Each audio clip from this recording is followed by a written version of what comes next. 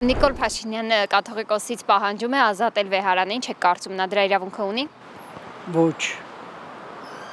իրավունք չունի Փաշինյանը, ոչ մեկից ոչ մի բան պահանջելու։ Մեզ հետ ինչ օրնակցել, որ հիմա էլ պահանջում է։ Աստվածաշնչում ամեն ինչ պարզ գրած է։ Նախ գրված չի որ չամուսնանալ, գրած է եպիսկոպոսը լինի մեկ կնոջ ամուսին։ Հենց պարզ գրված է, կարդացեք Աստվածաշնչում, չեմ հիշում, գաղատացիներ թե եփեսացիների մեջ է գրած։ Վերջը Նիկոլը շատ ճիշտ է անում, որ իբր բանա ամուսնացած չի, բայց ապօրինի երեխաներ ունի։ Ինքը իրավունք ունի երեխա ունենալու, այն իրավունք չունի, հա։ Ես համոզված եմ, որ ինքը ոչ մի իրավունք չունի եւ ինքը ընդհանրապես իրավունք չունի լինել որևէ հանրապետության վարչապետ։ Դա խայտարակություն է։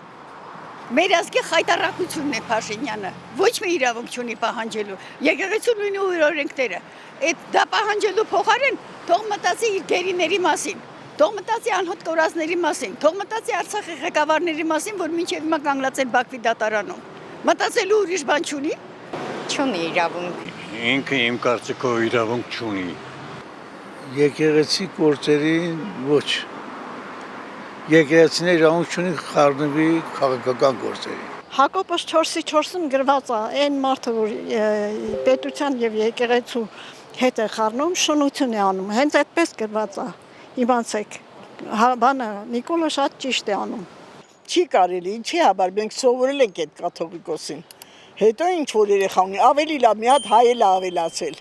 Ինքը հոգևորականության հետ կապ չունի։ Խալաթ անուն Նիկոլ Փաշինյանը իրավունք չունի։ Ինքը ընդհանրապես մարդ չի։